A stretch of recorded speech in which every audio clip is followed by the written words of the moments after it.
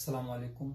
आज की महफिल में खालिद मुस्तफ़ा का कैलकरी कनाडा से तमाम दोस्तों को आदाब और सलाम पहुंचे और वहां तक पहुंचे जहां तक किसी का ख्याल भी ना पहुंचे। आज बड़ा इम्पोर्टेंट प्रोग्राम है जिसके चार सब्जेक्ट्स हैं। सब सब्जेक्ट्स नंबर पहला है कि इमरान खान महफूज है। नंबर 2, क्या बुशरा बीबी कल जेल चले जाएंगी। नंबर 3, चीफ साहब से मुराद ये कि chief of the army staff का मास्टर प्लान क्या है। और number 4, future of Pakistan, future क्या है उसका। तो वन बाय वन हम डिस्कस करेंगे। सबसे पहले मैं आप तमाम हजरात का शुक्रिया अदा करता हूँ तहे दिल से कि आप लोग पसंद भी कर रहे हैं, कमेंट्स भी दे रहे हैं। लेकिन कमेंट्स थोड़े से कम है तो मेहरबानी करके कमेंट्स दें तो और ज्यादा इम्प्रूवमेंट हो सकता है प्रोग्राम के अंदर। मेरा दिल और रूह जो है ना पाकिस्तानियों के साथ है हमेशा से और हमेशा ही रहेगी जब तक मैं जिंदा हूँ इंशाअल्लाह ताला। और इंडिविजुअली हर एक का फर्ज है कि हम अपने पाकिस्तान के लिए जो कुछ भी हमसे हो सकता है वो करें। तो सबसे पहला जो टॉपिक है, इमरान खान महफूज है। जी हाँ, बिल्कुल ठीक बात है कि इमरान खान महफूज है। सबसे पहले हम देखते हैं कि नैब के अंदर जो पीटीआई ने केस उठाया था रूल्स के, उसके नैब के रूल्स को जो इन्होंने अमेंड करवा दिया था पिछली गवर्नमेंट ने, उसको चेंज करवा दिया था। उसकी जो सीलिंग थी वो बढ़ा दी थी, तो उससे वो निकल गए थे सारे के सारे। तो उसके ऊपर डिस्कस करेंगे क्योंकि उसका फैसला महफूज कर लिया गया है, या कल या परसों आ जाएगा उसका फैसला। तो उसका फैसला यकीनन फैसला हक में ही होगा इनके। तो उसका मतलब ये है कि इमरान खान सेफ हो जाएगा और जितने भी पीडीएम के रहनुमा हैं उनके तमाम केस खुल जाएंगे। वो पहले ही भाग चुके हैं, ये भी बता दूं मैं आपको कि वो इस्माइल, ये गेम जो है ना रिपीट होता है एक्चुअली। अगर आप गौर से देखें ना पाकिस्तान के अंदर, मैं आपको आगे चल के बताऊंगा कि इसका अंजाम क्या होना है। तो रिपीट होगा सारा कुछ। अब वो देखें, जरदारी और बिलावल दोनों भाग गए। शहबाज शरीफ बाहर है, उसकी बेटी भी बाहर है, सब बाहर है जो जिनको पकड़ सकते हैं। केस खोल लिए, ठीक है, अच्छी बात है, ये खुल जाएंगे। लेकिन अभी होगा क्या ये मैं आखिर में बताऊंगा आपको। बशरा बीबी कल जेल चली जाएगी। जी हाँ, ये बिल्कुल सही बात है कि वो कल जेल जा रही हैं, लेकिन आप लोगों को खौफजदा होने की जरूरत नहीं है। आपका जो हीरो है ना वो बेगुनाह है, उसका कोई भी ताल्लुक नहीं है। ठीक है, औरतों की वजह से आदमी वो हो जाता है, लेकिन बहरहाल उसको कुछ नहीं हो। बुशरा भी चली जाएगी, जाने दें उनको, स्पेस कर लेंगे।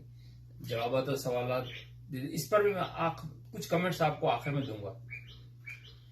चीफ साहब का मास्टर प्लान क्या है? चीफ साहब ने एक लीगल काम किया है, chief of the army staff ने। हमें तो डर नहीं है, ना तो हम कोई बगावत करवा रहे हैं और ना ही कोई उकसा रहे हैं। देखिए, ये भी आलमी अदालत में जा सकता है केस कि आपने ऐसा रूल बनाया कि कोई उकसाएगा तो उसको भी वो बगावत में आएगा केस। भाई ये तो इंसानी हकूक है ना सबसे पहले कि आप जो आपके दिल में है, यहाँ तो कोई भी नहीं मसला होता है, चले जाए अदालत के अंदर, कोई प्रॉब्लम नहीं है। तो आप तो खुद ही पाबंदी लगा रहे हैं ना, मुंह को टेप लगा रहे हैं मुंह पे लोगों के। तो सीधा सीधा केस है कि नहीं, लोगों कुछ ना बोलो, कुछ ना बोलो, बस सुनते रहो और बैठे रहो खामोशी से, रोटी और उसके चक्कर में पड़े रहो, खुदकशियां करते रहो, कुछ नहीं। उन्होंने मिला है, उनसे मिले हैं चीफ साहब जो है ना, नेक आदमी है, मैं मानता हूँ, ईमानदार भी है। ईमानदार तो फिर वो भी थे, तो क्या होता है, ये अपने जियाउल्लाह साहब भी थे, इस्लामिक भी थे, नमाज पढ़ते थे, 5 वक्त की नमाज पढ़ते थे, लेकिन उनका हमने अंजाम देख लिया ना। ऐसे ही लोग ज्यादा खतरनाक भी होते हैं। तो क्योंकि इख्तिदार जो होता है ना वो कुछ ऐसा होता है कि उस पर बैठने के बाद इंसान जो है ना वो चेंज हो जाता है। सच बता रहा हूँ। अब ये मिले उनसे कराची के अंदर तो तिजारत ताजिर लोगों से, उन्होंने बड़ा यकीन दिलाया कि हम कोऑपरेट करेंगे। कोऑपरेट क्या हाफ करेंगे? वो पहले वो तो दे भरे, टैक्स तो भरे, वो कहां भरते हैं? सबसे पहले तो उन्होंने सब जितना करप्शन ताजरों ने किया ना, इतना किसी ने नहीं किया। एक लैंड माफिया जो ये कब्जा ग्रुप और उसके बाद ये ताजरों ने, इसकी तरफ तो जो किसी को है ही नहीं। तो अब सिर्फ ये है कि अपने ताल्लुकात बनाने के लिए कि चीफ साहब को वही सब्ज बाग दिखाना, और चीफ साहब अपने जहन के अंदर समझ लेंगे कि हाँ यार, अगर मैं बिल्कुल सही है, वो कॉपरेट भी कर रहे हैं और मैं कर सकता हूं ना। उनके जहन में आएगा कि मुझे ख्वाब में भी आए थे बुजुर्ग, हरे कपड़े पहने हुए आए थे और वो कह रहे थे कि हाँ तुम इख्तियार संभाल लो तो फिर सब कुछ सही हो जाएगा, क्योंकि तुम एक इंसान हो, हाफिज कुरान हो, अल्लाह ने तुम्हें सेलेक्ट कर लिया इस काम के लिए। अब थोड़ा सा पीछे चलते हैं। 2 आदमी 1-2 मालिकों के आए वहां पे, सदर साहब से मिलने के लिए। उन्होंने उन पर प्रेशर डाला कि आप 9 तारीख को क्योंकि रिटायर हो रहे हैं तो आप चले जाएं, क्योंकि हमने इसको सही करना है, इस पाकिस्तान को हमने सही करना है। आप समझ गए होंगे कि सही किस तरह किया जाता है। उन्होंने कहा ये आपके बस का है नहीं और हम खुद करेंगे सही। देख लिया, आपको अंदाजा हो गया ना किस कदर करप्ट है, जुडिशरी भी करप्ट है, हर चीज है। आपसे होगा नहीं तो आप 9 को अपना बोरिया बिस्तर समेटे और यहां से निकल दें। तो देखो बात ये होती है कि जब बिल्ली को चारों तरफ घेर लेते हैं ना तो बिल्ली भी शेर हमला करती है दूसरे पे। सदर साहब बजाय तो ऐसे लगते हैं कमजोर, लेकिन वो बहुत इंतहाई ताकतवर इंसान है। उन्होंने साफ रिफ्यूज कर दिया कि नहीं भाई, मैं तो जितना आप पे जिम्मेदारी है उतनी मुझ पे भी जिम्मेदारी है। मैं ना अपने लीडर को छोड़ूंगा ना पाकिस्तानी अवाम को छोड़ूंगा। और दूसरी बात यह है कि आपको मेरी बात माननी पड़ेगी, इसलिए कि मैं सुप्रीम कमांडर हूं। बात सही है उनकी लॉजिक कि जो सदर साहब होते हैं ना वो उनके ऊपर होते हैं। जितनी आर्मी है ना, आर्मी के चीफ उनके ऊपर वो होते हैं, वो बॉस है उनका सदर। वो कह नहीं सकते उसको कि ये करो तो वो करो। तो उन्होंने फिर एक्सटेंशन की बात भी की कि उसको जो नदीम मंजूमा है उसको एक्सटेंशन दे दो। उन्होंने कहा देखेंगे सोचेंगे, लेकिन वो नहीं देगा, एक्सटेंशन भी नहीं देगा। क्यों देगा? अपने पांव पे कुल्हाड़ी मारेगा? वो नहीं देगा एक्सटेंशन भी। और देखे बात यह है कि ये रूल जो है ना, ये तो सिलेक्ट तय होना चाहिए ना। ये तय सिर्फ सिविल गवर्नमेंट ही कर सकती है कि भाई एक्सटेंशन ना इसको मिलनी चाहिए था हाफिज को, ना दूसरों को हक मारा जाता है। आप एक रूल बनाए सख्ती के साथ। ये थोड़ी है कि अब ये नैब के कवानीन हो गए, फिर दूसरा चेंज हो गया, फिर तीसरा चेंज हो गया। चेंज इस तरह थोड़ी होते हैं ना। अगर मुल्क को चलाना लंबे अरसे के लिए तो आपको ही सोचना पड़ेगा कि रूल सख्त होने चाहिए और हर एक के लिए एप्लीकेबल होने चाहिए।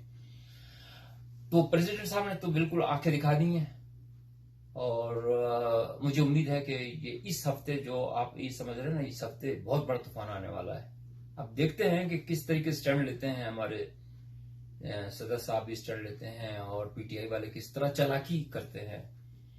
कोर्ट से तो कुछ भी नहीं होगा, ये तो भूल जाए आपके। कोर्ट से अगर वो आ गया ना चीफ जस्टिस, तो वो भी मेरिट भी काम करेगा, तो वो घुमा देंगे इसको, तो लॉयर्स वगैरह, उसकी कोई प्रॉब्लम नहीं है। तो अब जो है फ्यूचर ऑफ पाकिस्तान, ये बहुत इंपॉर्टेंट है कि फ्यूचर क्या है पाकिस्तान का। देखिए ये रिपीटेशन है, मैं फिर भी आपको बता रहा हूं, एक एजम्पशन एनालिसिस कहलाता है जो कि रिस्क मैनेजमेंट में है कि अज्यूम करना पड़ता है कि आप हालात का तसलसल को आप जब देखते हैं तो आपको यकसानियत नजर आती है, फिर आप प्रिडिक्ट कर सकते हैं। ये टेक्निक है prediction, future prediction, risk modelling technique कहते हैं इसे। तो इसके तहत मैं आपको बता रहा हूं कि 70 में जो हुआ था ना, जो हादसा हुआ था, वो अब तकरीबन तैयार है और इसके अंदर किसी का कसूर नहीं, सबका कसूर है। और वो भाई कुदरत को भी तो कुछ मंजूर होगा ना, मैं तो उसमें कुछ भी नहीं कह सकता। 70 के अंदर भी इसी तरीके से, अब मैं आपको सिमिलरिटीज बताता हूँ किस तरीके से। अब वहां भी जवाहर साहब आए थे कि यार सारे करप्ट है, मैं इनको ठिकाने लगा दूंगा और ये कर दूंगा। अभी भी वही केस बन रहा है जो उनके दिमाग में डाली गई है ना बात चीफ साहब के कि यार ये जो है ना, ये माफिया को सही करो और इनको नहीं आने दो किसी को भी, फिर अपन आराम से करेंगे, फिर तो आराम से हुकूमत करेंगे पीछे अगले 10 साल तक। समझ गए आप? 10 साल तक हुकूमत करेंगे और पाकिस्तानी अवाम को एक अच्छा पाकिस्तान देंगे जहां लोग रोजगार भी मिलेगा। ये सब कहानियां हमने पहले भी सुनी है और अभी भी सुनेंगे, आप देख लीजिएगा। लेकिन हो क्या रहा है, ये इंपॉर्टेंट सेक्शन है। हो क्या रहा है, वजीरिस्तान के अंदर भी आज 12 तकरीबन मर गए। चलो तो मर गए, जो भी था, पता नहीं सच्चे थे और झूठे थे ये मैं नहीं जानता, लेकिन सिपाही भी तो मारे गए। वो एक सिपाही की कम से कम 10 आदमी होते हैं, उसकी फैमिली, कोई भी आदमी होकर मर जाए 10 तो पीछे होते ना, माँ बाप हुए, बच्चे हुए, बीवी हुई, और जो बेचारा जो भी करता है काम, तो वो तो दुर्बदर हो गए ना। अब वो बढ़ते चले जा रहे हैं। इसी तरीके से मुक्ति बाहिनी वालों ने भी किया था बांग्लादेश के अंदर, और ये लोग कहते थे हम उनको कुचल देंगे, हम उनको तकलीफ कारों को कुचल देंगे। भाई ईमानदार तो जियाउल्लाह भी था, ये भी है। क्या फर्क है? 5 वक्त की नमाज वो भी पढ़ते थे, ये वो भी करते हैं। ये उससे बड़े हाफिज हैं, ये कुरान भी पढ़े हुए, हिफ्ज किए हुए, तो ये ज्यादा ईमानदार हुए ना। लेकिन उसका हाल क्या था, तो वो आप देख लेंगे क्या होने वाला है। इसके बाद जो आखिरी वो है सेक्शन इस प्रोग्राम का, वो इंतहाई खतरनाक है, लेकिन आपको तस्लीम करना पड़ेगा। मैं तो अपने पाकिस्तान के लिए जान भी दे सकता हूं, आप बुलाओ, चलो मैं लड़ता हूं दुश्मनों से, लेकिन कहने का मकसद ये है कि इससे फायदा किस तरह उठाते हैं ये मैं समझा रहा हूं आपको। अब वो इंडिया जो है ना, वो चालाक चीते की तरह बड़ी आंखें निकाल निकाल के देख रहा ललचाई नजरों से। इसके बाद जब ये जुल्म करेंगे ना, जो भी इनके लिए तो अच्छा ही करेंगे, लेकिन उनके लिए, इंटरनेशनल लोगों के लिए वो जुल्म होगा। उस यानी इसका मतलब ये कि इंडिया को इजाजत होगी कि वो अटैक कर सके। भाई हमारे पड़ोस मुल्क के अंदर फसाद हो रहा है, हम तो करेंगे अटैक। अब उनका नाम भी चेंज कर दिया उन्होंने, भारत कर दिया। भारत वैसे अच्छा नाम लगता है मुझे तो। खैर वो अटैक करेंगे, फिर वही लड़ाई शुरू होगी, वही लड़ाई शुरू होगी, और फिर वही इससे बकरे होंगे। तो मैं इसीलिए कह रहा हूं कि भाइयों बहनों, आप इन पॉलिटिकल उसके अंदर ना पड़े। इमरान खान बिल्कुल महफूज हो गया। अगर बुशरा बीबी जो है वो सजा होती है या जेल जाती है, ऐसे जेल जा रही है वो, और पुलिस, ये बहुत इंपॉर्टेंट, मैंने खुद सेल्फ क्रिएशन है जिसे कहते हैं, सोच है, आप इससे एग्री करेंगे कि पाकिस्तान के अंदर जो लड़की फंस जाती है ना जेल के अंदर, उसका हाल सब जानते हैं।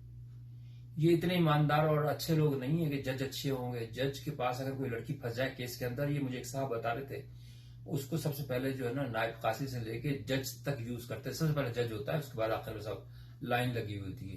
जेल के अंदर आप जाके देखें, अगर नई लड़की अगर आ जाती है ना कैद के अंदर, तो वो लाइन लगी होती है बाहर आदमियों की। कोई शरीफ वरीफ नहीं है, झूठ बोलते हैं सारे शरीफ वरीफ है। तो ये कहना आप देखें।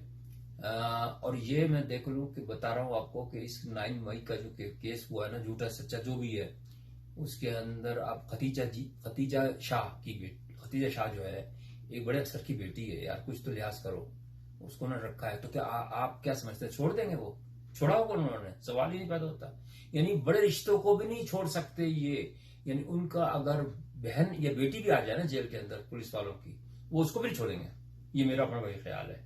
हो सकता गलत हो, एक आदि हो सकता है कि वो कोई अच्छा हो जो छोड़ दे, लेकिन 99.99% वैश्वी दरिंदे हैं। वो बातें इस किस्म की हो रही हैं जेल के अंदर, वो रबीबी के मुतालिक कि वो आएगी तो वो पूछ रहे हैं कि यार तुम्हें कौन सा गोश्त पसंद है। वो कहता है यार मैंने तो वो पसंद है थाई, जरा ना थाई यानी कि रांदा।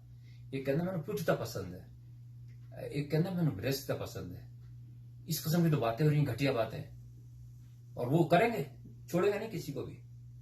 ये मैं सिर्फ इसलिए समझा रहा हूं कि जब खतीजा शाह का नंबर आ सकता है तो किसी का भी नंबर आ सकता है। खुदा के वास्ते भाइयों बहनों इस चीज को समझो। और मैं तो साहिब इख्तिदार जो है ना, उन लोगों से भी रिक्वेस्ट करता हूँ, हाथ बांध के रिक्वेस्ट करता हूँ, हमारा मुल्क है, हमारे लोगों की इज्जत है। कोई बगावत नहीं कर रहा है, कोई साजिश नहीं कर रहा है, कोई नहीं उकसा रहा। आप करें, हुकूमत करें, और अगर आपके दिल में है कि अच्छाई लेके आनी तो लेके आए, लेकिन लगे तो सही ना अच्छाई। अगर नहीं अच्छाई लगेगी तो फिर यही होगा। तो मेहरबानी करके इसको सोचिएगा, मैं तमाम लोगों को कहता हूं। तो आज के लिए इतना ही काफी है मेरे भाइयों बहनों। अब आपको यकीनन ये प्रोग्राम पसंद आया होगा, और आप लाइक कीजिए ताकि मैं इंकरेजमेंट मिले मुझे, और मैं और अच्छे अच्छे प्रोग्राम बनाऊं। और या अल्लाह हम लोगों को भी इतनी जरूरत दे कि हम लोग सच बात कह सकें। कोई नहीं उकसाता, कोई नहीं उकसा रहा, आप इस बात को भूल जाएं। कोई साजिश थोड़ी कोई करता, आदमी बोल तो सकता है ना। इंसानी हकूक की खिलाफ वर्जी नहीं हो रही है ये कि आपने टेप लगा दिया लोगों के ऊपर। ये सब जो दूसरे हैं जो पैसे लेने के, पैसे के टट्टू है, बोलते ही नहीं है कुछ भी कि हाँ यार बस ठीक है, वो सब सही हो रहा है। तो बेहतर है, अल्लाह ताला बेहतर ही करे भाई, दुआ भी करो साथ साथ। तो अपना ख्याल रखिएगा और प्रोग्राम